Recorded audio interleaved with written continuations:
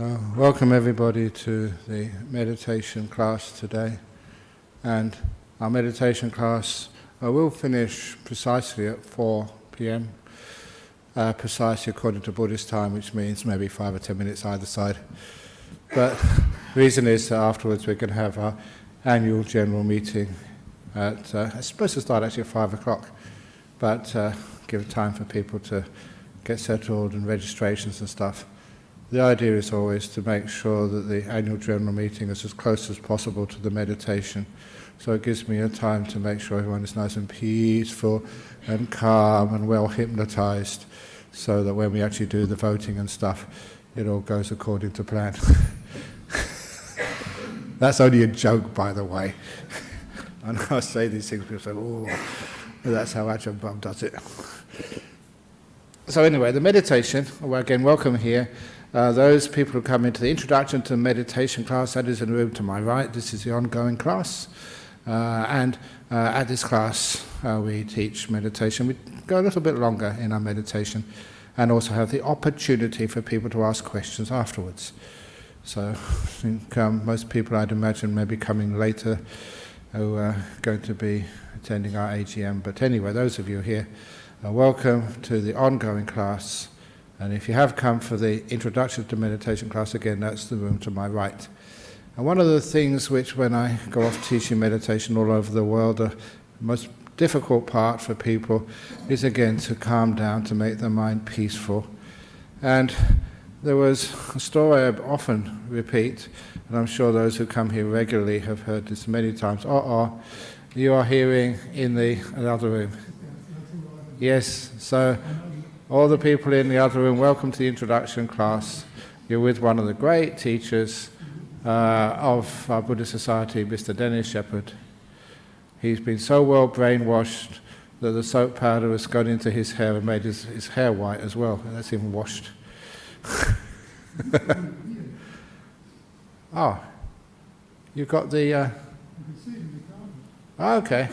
You see he's got great powers. You can actually see the line of the hearing loop in the carpet. See, that's only because of meditation, Dennis, that you can actually see deeply into things.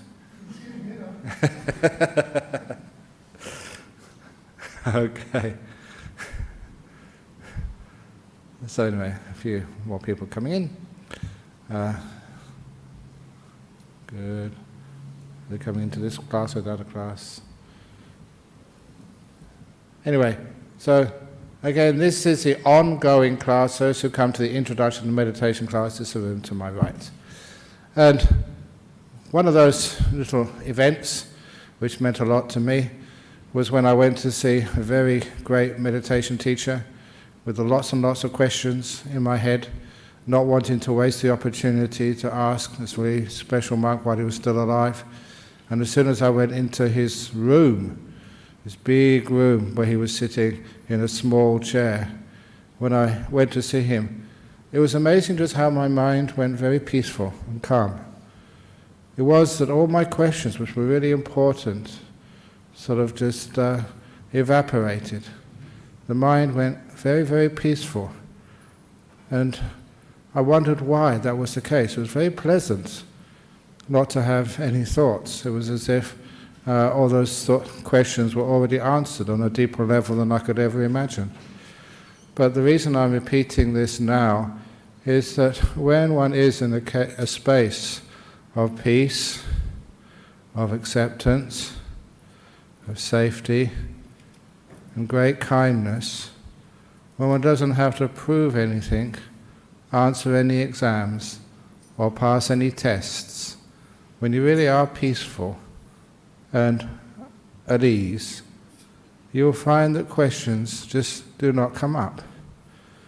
The mind is very clear and very alert, but it sees that there's another way of understanding truth, way beyond questions and thoughts. And the thoughts are seen not as a way of finding solutions to problems, but actually what stops the problems being seen for what they truly are. And the simile is Again, another simile. I keep on thinking I shouldn't tell the simile again, but these are best similes. And that was a simile of the lake in the mountains with waves and ripples on the surface. And when you've got waves and ripples on the surface, then you can never see a true reflection of the moon and the stars in the heavens above.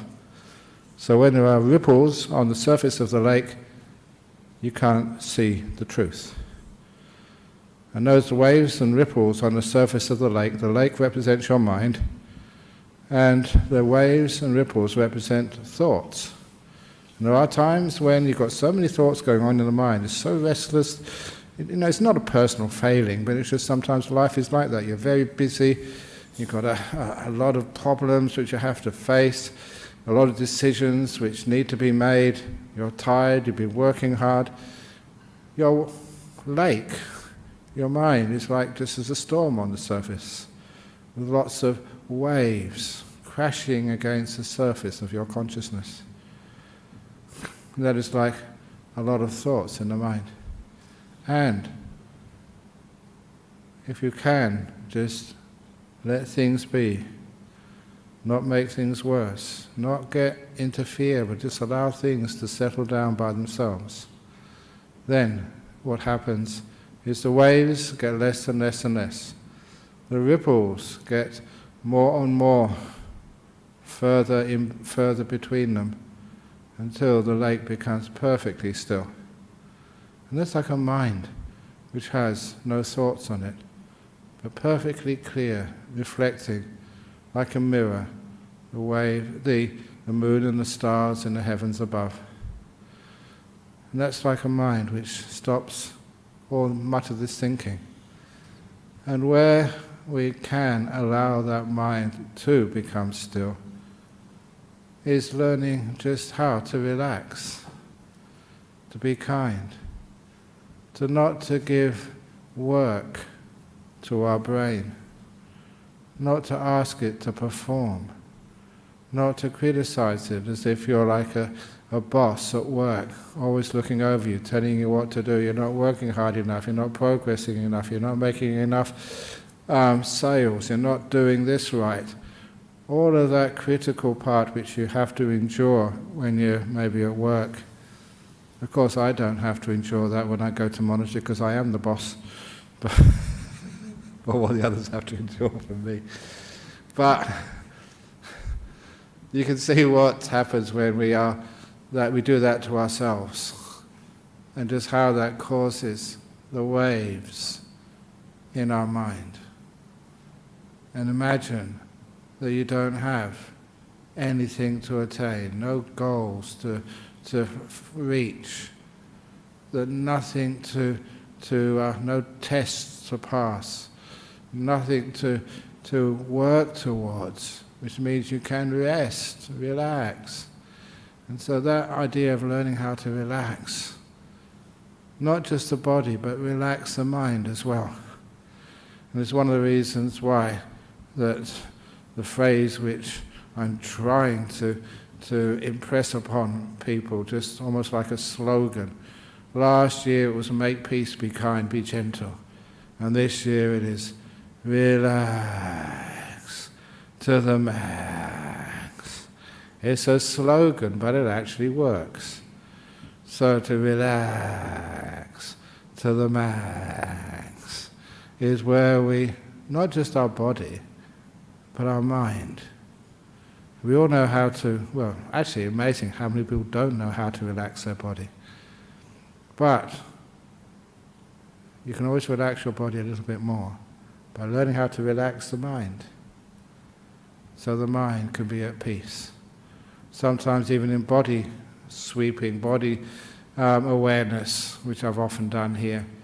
Sometimes when I get to the final part of the way in which I do body sweeping, going to the face, then I sometimes say, well, now go 2 inches behind the eyes to where the brain is supposed to be.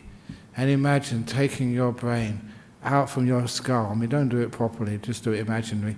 And taking it out and put it down, almost like in a bed or on a soft cushion, and tuck it in and stroke it and wish it good night.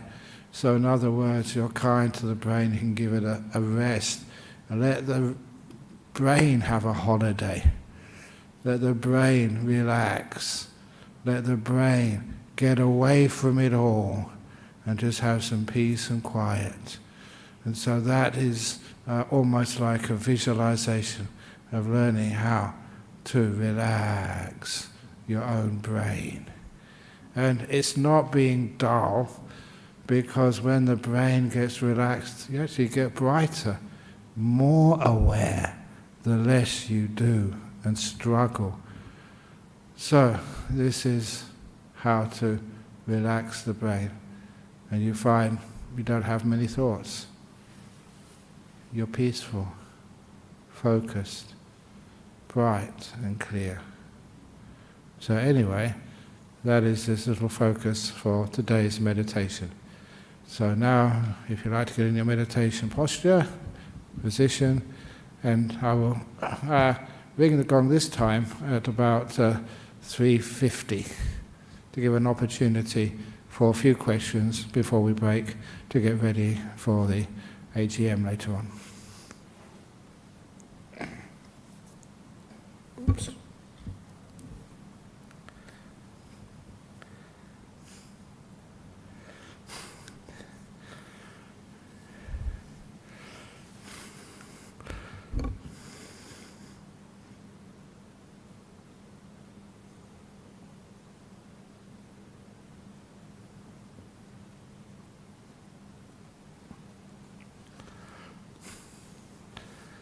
Good.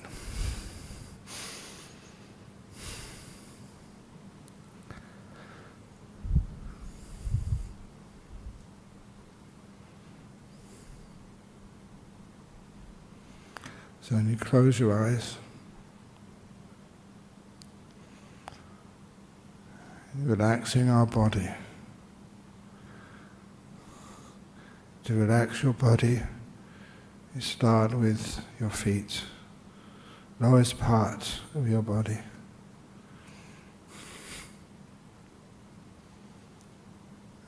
And to establish mindfulness, to connect your mind with your feet, you just ask the question, how are you, feet?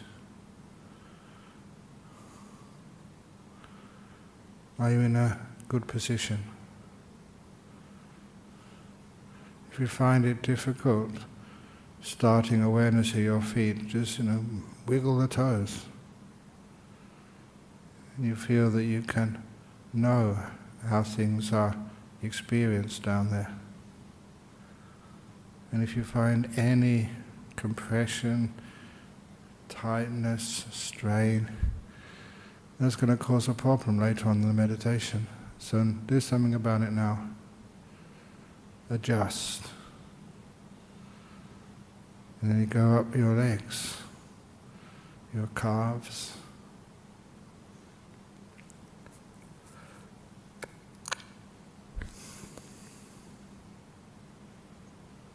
And when you have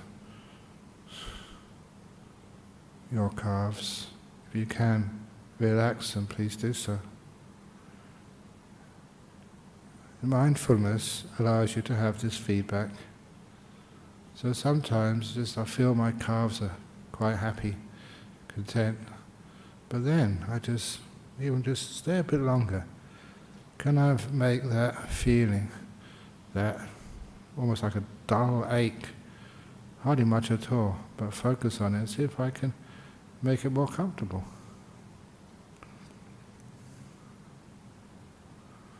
Just being aware of something and having an intention to relax it.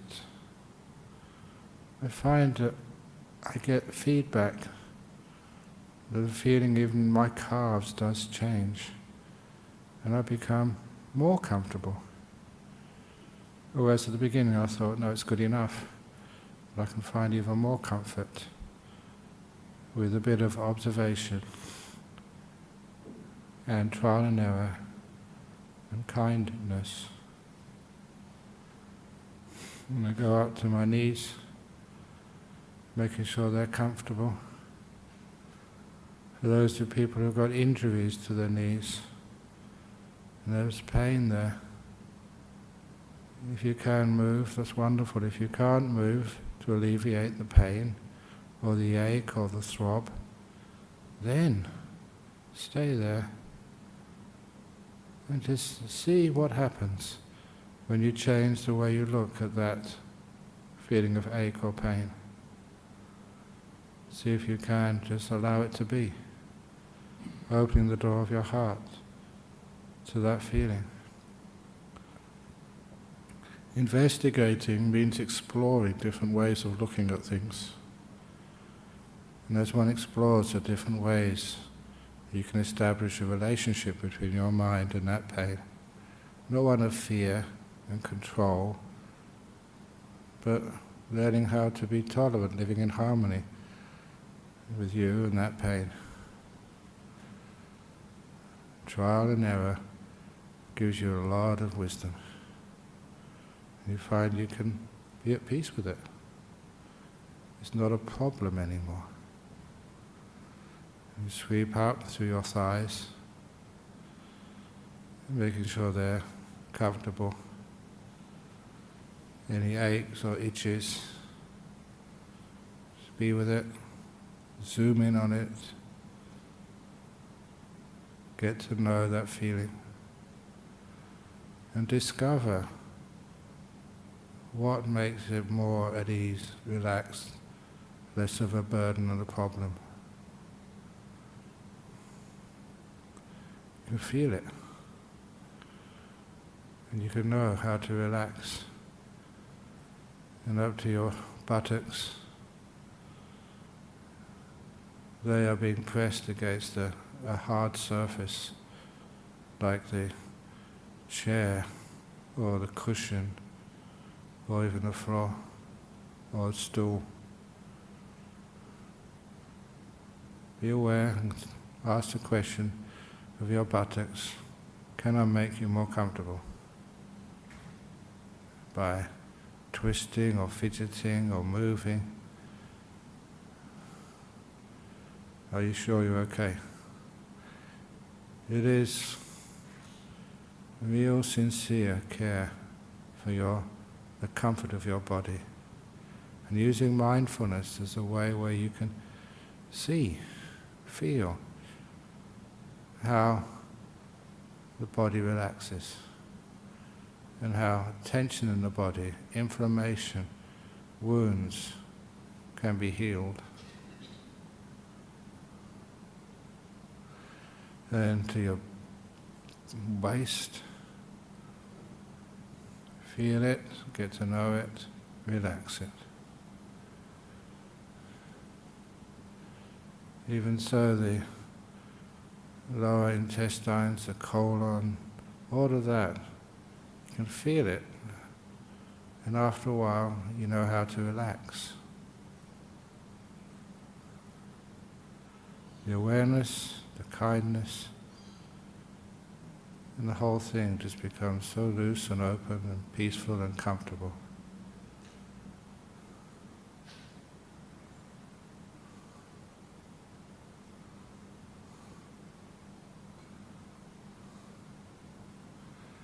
And then going up to halfway up your back. There, just inside, there's so many organs which cause people so much problems. You can feel those organs. Some of them, they're not a problem, so they're almost like dormant, they're not a problem. But other parts of your body may feel an ache here or a strain there. Just be with it. Just fill the mind with that experience. That's what we mean by zooming in. It's like you focus on that to the exclusion of all other parts of your body. You get to know that part, get to understand, and thereby you find how to relax. It's like in the old days as kids, you maybe take apart a motorbike, a simple thing, or an old car, put it back together again. Just fiddling around, getting to know how it works.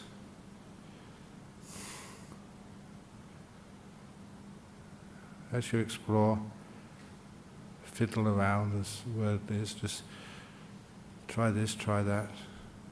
That's where you get skills from. You get to know how your body works. You go further up the body,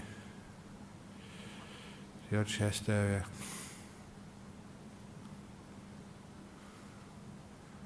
Getting to know repeated mindfulness of one area. You increase your data bank. So you get to know that area. You know how it works. You know how to tense up and how to relax. And you relax to the max. And up to your shoulders. You can learn how just to let go of both ends of those shoulder muscles. You can experience the shoulder muscles loosening, drooping, relaxing. Little by little you're reinforcing your understanding of relaxation, its health benefits, its comfort. You also understand how it's done. Awareness together with this beautiful letting go, kindness. And your arms and hands. How are your hands right now? How do they feel?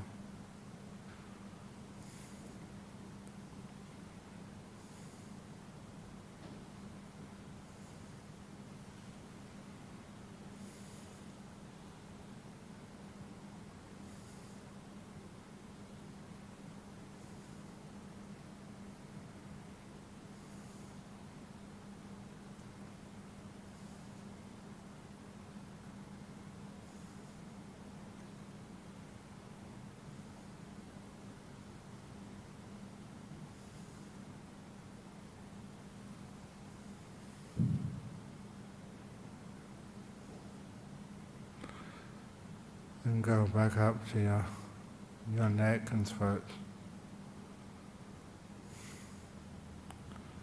Known sensations. Yes.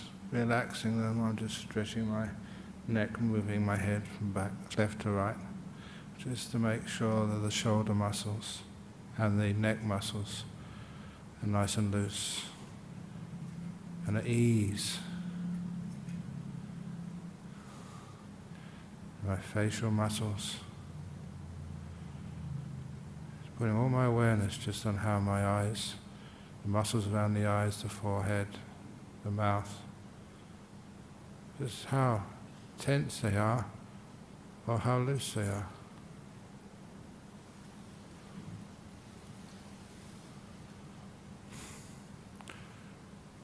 And lastly, my brain. To relax my brain. How do you do that when there's not supposed to be any possibility of knowing physical sensations inside the brain and no nerve endings? So what we do, we use our imagination, visualization. You imagine a brain. Imagine your brain just coming home from work, just really exhausted and tired. But it doesn't know how to rest. So imagine making a nice little bed for your brain with a really soft mattress and sheets and a duvet if you like duvets, a nice soft pillow. And you put your brain to bed, tuck her in, and wish your brain a nice rest. Just imagining it. You find that when you imagine things clearly in your own way, then actually the real thing happens, not to quite the same extent, but to a lot. It gets relaxed. Your mind is making your brain relax. That's what's happening with the imagination. with the visualization, relaxing your brain.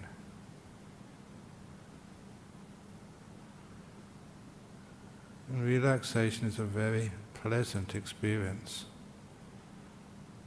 So when I look at my body after this short exercise of relaxation, my body feels good.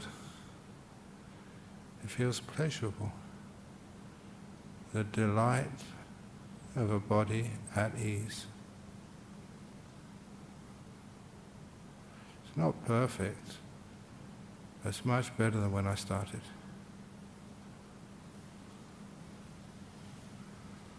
And then once the body has been relaxed, now to relax our brain, our mind.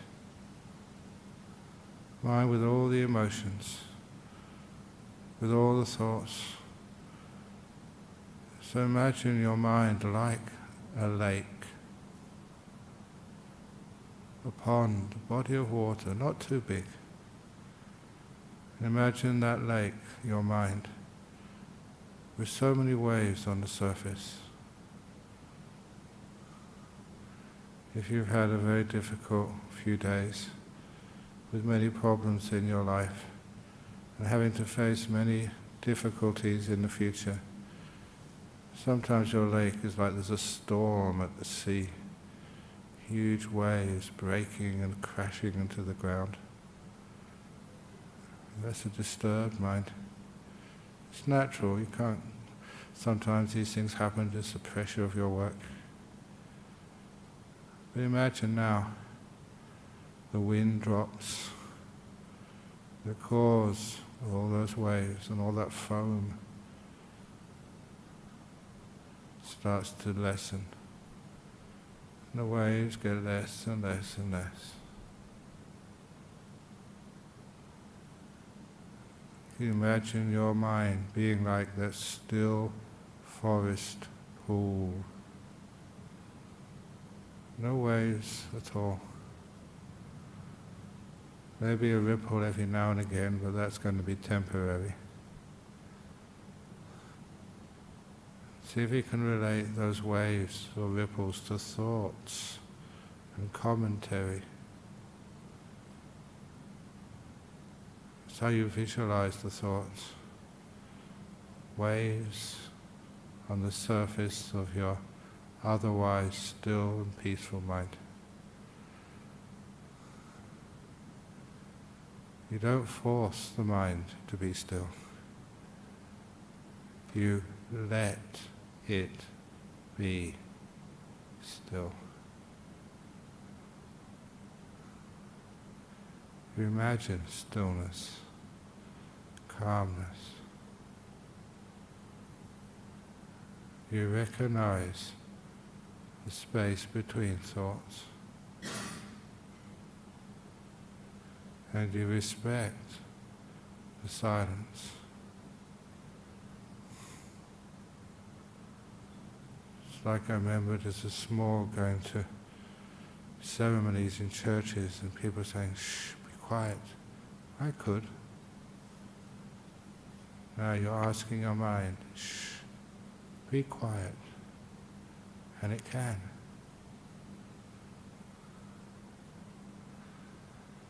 And once your mind gets beyond thought, once you can taste silence,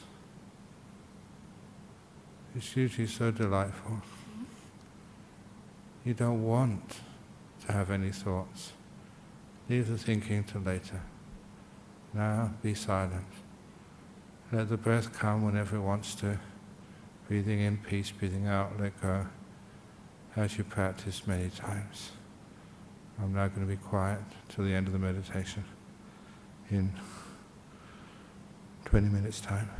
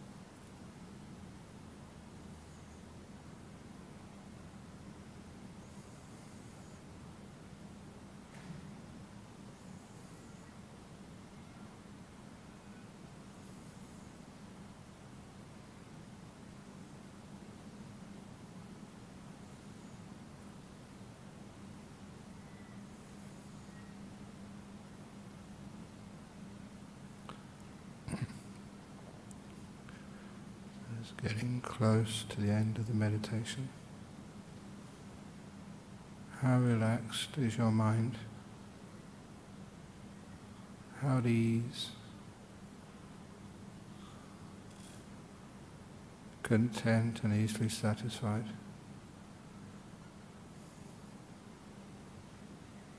And with it the body.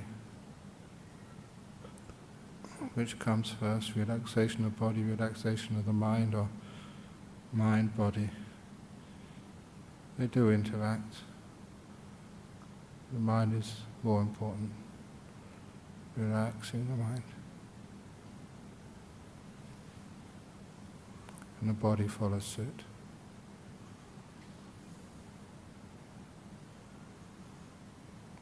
Unrolling the gong 3 times.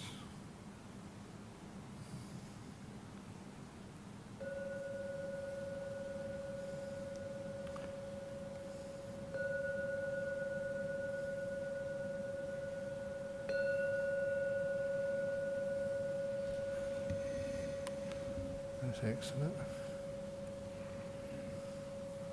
Very good. Thank you.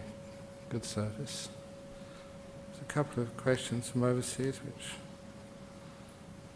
The first question from overseas: could you please explain the importance of sitting still during meditation? I can still for longer periods while meditating on a chair, but I have an attachment on sitting to the floor.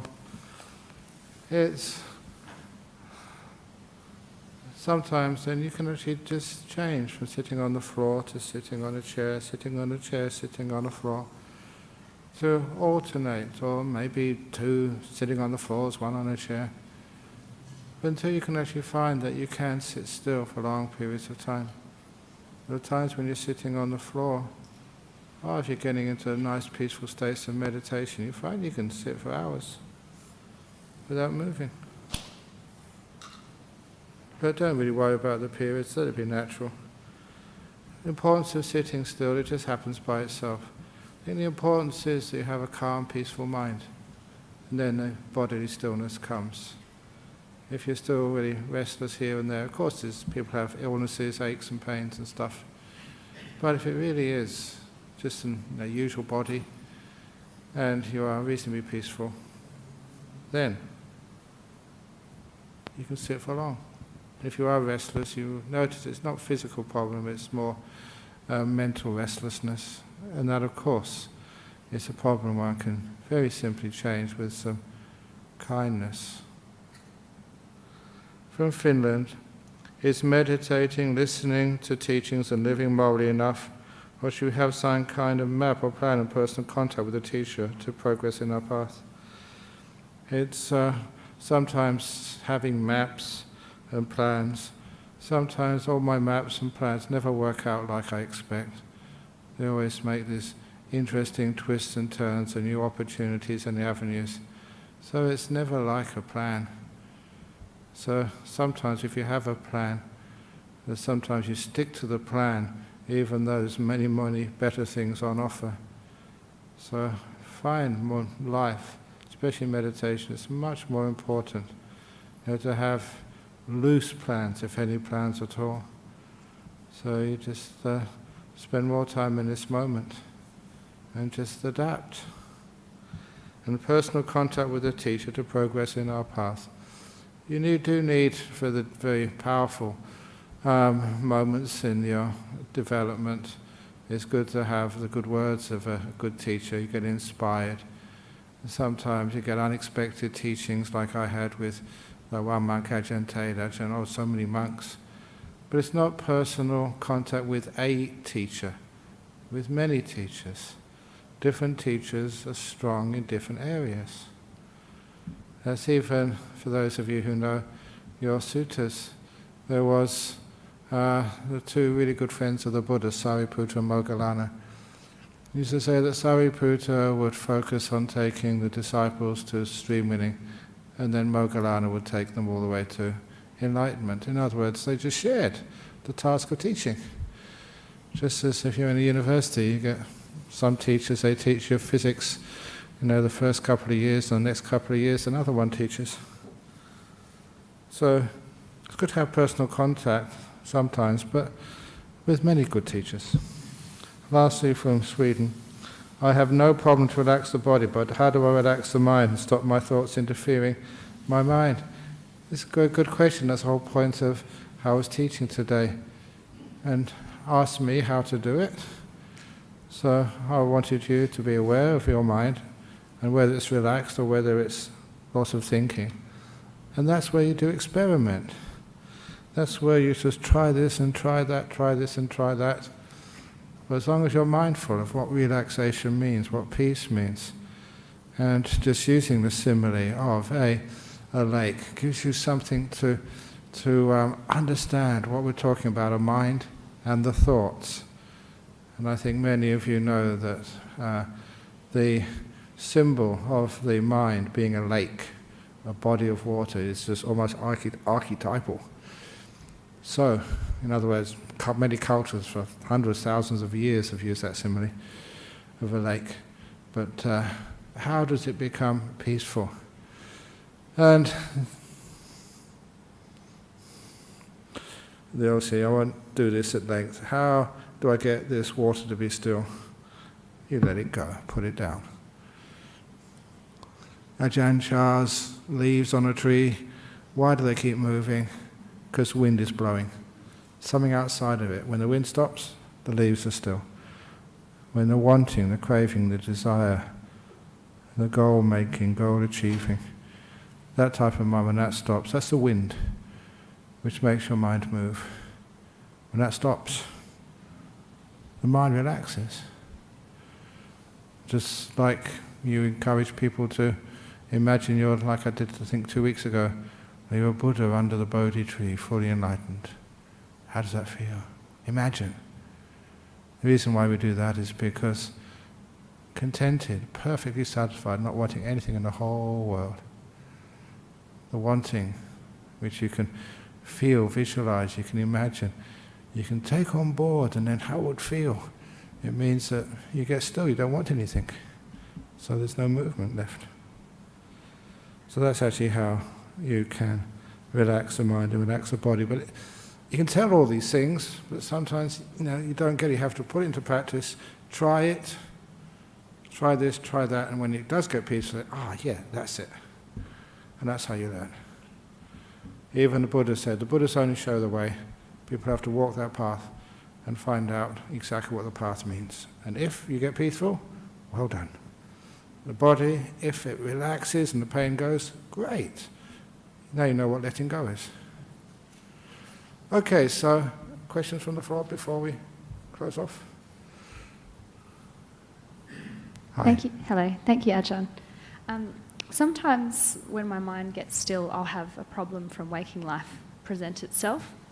And if I allow it to stay, I can sort of use that stillness to come to a different way of looking at it and make peace with it and let it go.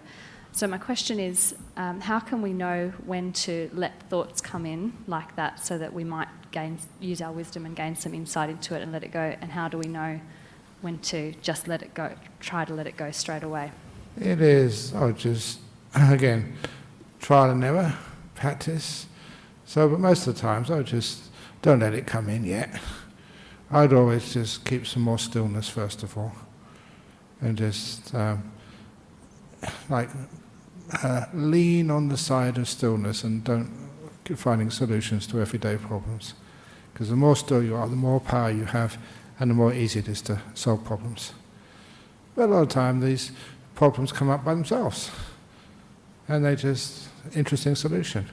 So every now and again just let some problems come up and just see the solution.